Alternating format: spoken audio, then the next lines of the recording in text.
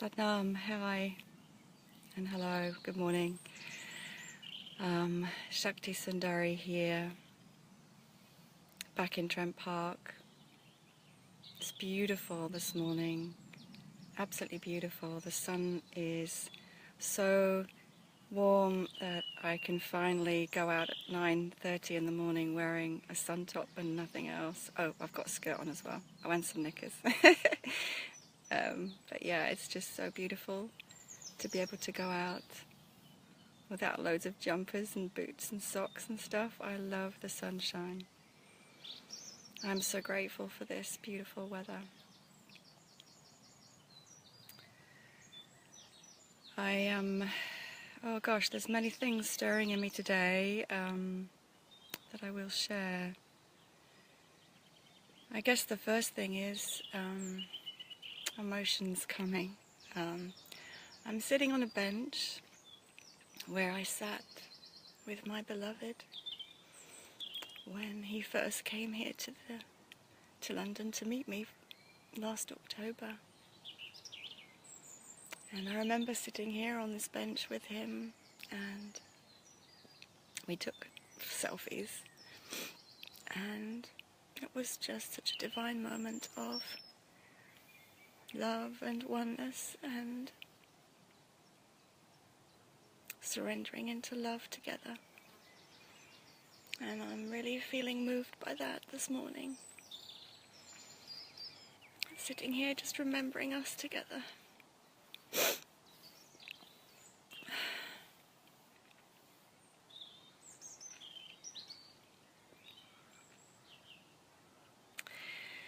I feel as if everything that's happening in the world and in my life at the moment is opening me up more, opening my heart up more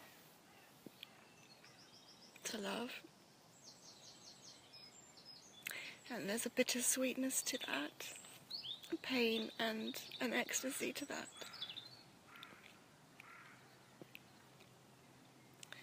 Oh, a white butterfly just flew across and landed on the leaf. As I was walking here to the park, I was also noticing all the cars driving along the main road there before you enter the park, and so much noise, so much pollution. And I was also moved to speak to that from the place of the feminine and the mother and the beautiful nature that I'm sitting in now, but also just the voice of Mother Earth, to just say to myself and everyone, where are you going? What are you doing? Why this rush? Why this drive? Where are you driving to? What are you driving? This taking, this pursuit of more that is littering the earth, that is taking from the earth to an extent that we cannot sustain. And I invite you all to wake up and be mindful of everything that you do and how it impacts upon the earth and one another. Everything that you do impacts upon the earth and one another. Be mindful of that. It is not sustainable how we are living now. And in a way, there is a connection. A dog's just come running towards me. There is a connection between everything and this same mentality that wants to take, that is mindless, heartless in a way, is part of that same mentality, in my perspective, from my point of view, that led to what happened in Manchester, which is still with me very much, just feeling the pain of that. The mothers, the children, the parents, the awful suffering. And I know that that is going on in so many other places, so it's not as if there was anything special or different about those who were killed and who are hurting now in Manchester as all of those who are affected right across the world by war, by conflict. So many places, so many people suffering, and it is not necessary. And we can change that.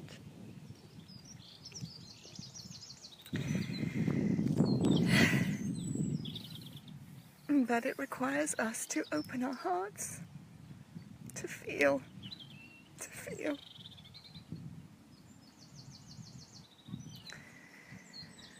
and to recognize that the other is us.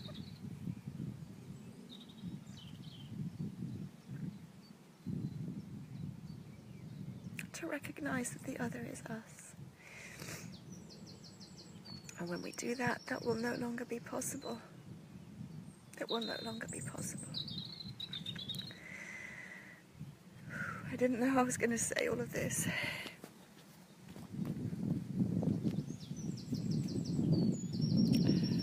But it's time for this love of the divine feminine to be felt more fully in the world. We all need to open our hearts and our bodies and our beings and allow ourselves to be touched by this.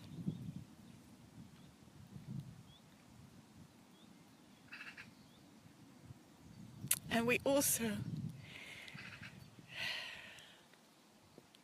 all need to awaken to the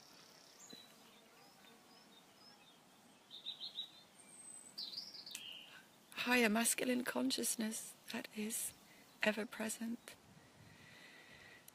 and marry those two elements within ourselves. So I'm going to read now from the Radiance Sutras. So I'm sorry, by the way, that I'm holding my phone today. I couldn't find anywhere to put it, and I was just so drawn to sit on this bench. So I'm reading Banter verses 15 to 16 from the Radiance Sutras. And this is Shiva, who was still speaking to Shakti after she has asked him to reveal to her the mystery of the universe. So here is the Sanskrit. Anta swa anubhava ananda vikalpa unmukta gachara ya avasha barita akari Bhairavi Bhairavar Amana Tadvapa Tadvate Jnayam Vimalam Vishvapuranam Evam Vide Paritatve Kapuja Kachatripyate.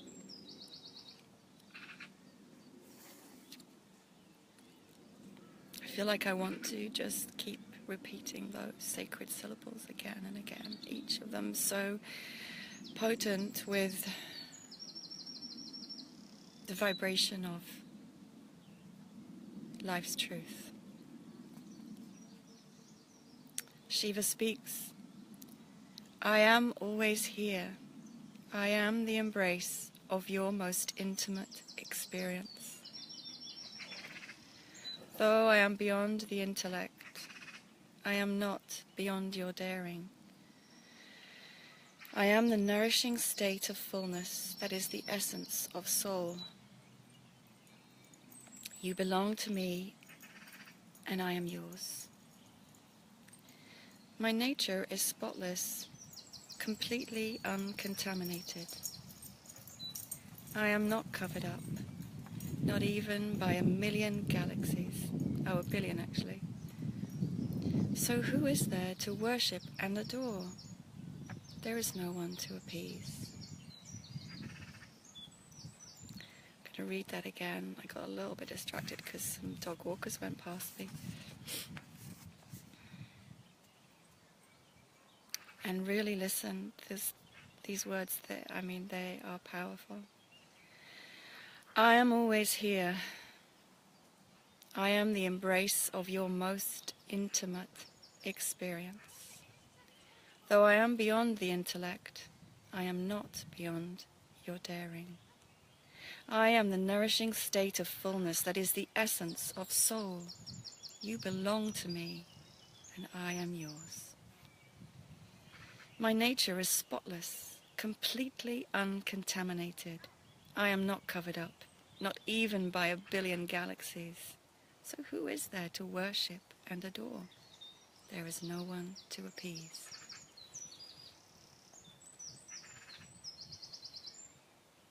As I read those words a few times before going live, I was crying and so moved already by those words. I am here. I am the embrace of your most intimate experience. And once again, in each of these replies, Shiva, the divine masculine, the supreme consciousness, whatever you wish to call it, is here already. There is no need to look, to go searching. We simply need to be still and recognize what is already here. And that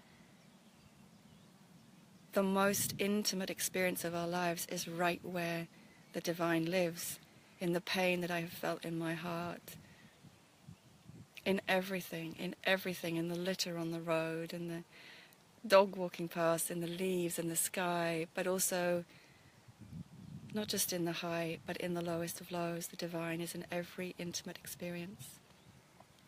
Though I am beyond the intellect, yes, we can't find this, we can't find the answers in our minds by searching and thinking, being logical, rational, analyzing. That's not where we will find the recognition of our pre-existing truth as peace and love and oneness.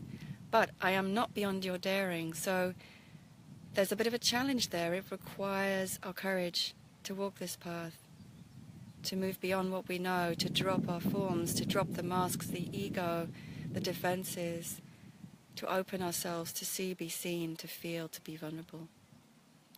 I am the nourishing state of fullness that is the essence of soul. And here I find such great comfort. You belong to me, and I am yours. And in that, I feel that marriage within myself, the yin and the yang, the masculine, the feminine, the Shiva, the Shakti within me. My feminine divine energy essence meeting cosmic consciousness in divine union. And that is just the most fulfilling experience of oneness, fullness, wholeness, ecstasy. My nature is spotless, completely uncontaminated. We are all that, completely uncontaminated, spotless. Religion so much wants to put onto us this sense of guilt and imperfection and being wrong, judgment, fear that we must do certain things to be saved, to be rewarded by going to heaven if we do all the right things, all that religious dogma that is only there to control and repress our true nature, which is already spotless and uncontaminated. Who is there to worship and adore? There is no external God. We are the divine within. We are that. There is no one to worship and adore apart from this self, this one, and all others who are simply a reflection of this one, of life, truth, and consciousness. There is no one to appease. There is no one to appease. And just this image of glorious radiance. I am not covered up, not even by a billion galaxies. I mean, that's just a mind-blowing image. Like, it expands me so much just to feel into not being covered up even by a billion galaxies. Can you feel, imagine, sense the immensity of that light?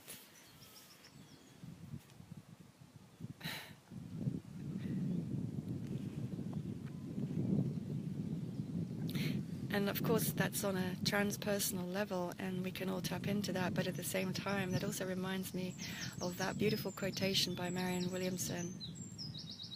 Can't remember it off by heart, but it's something like, who are you not to show your light to the world? Who are you not to radiate your most magnificent self into the world now? We need your light, we need your love now. Do not hide your true nature. Do not hide your most glorious expression of self. Wow. And once again, the Radiance Sutras, these beautiful poetic words, the energy of truth. I am completely settled in my being now. The emotion has moved through. The beauty of the intimate experience of life with self, and sharing that with you. Thank you for watching. I'll be back with you again tomorrow. Much love. Take care. Be gentle with yourselves. Namaste.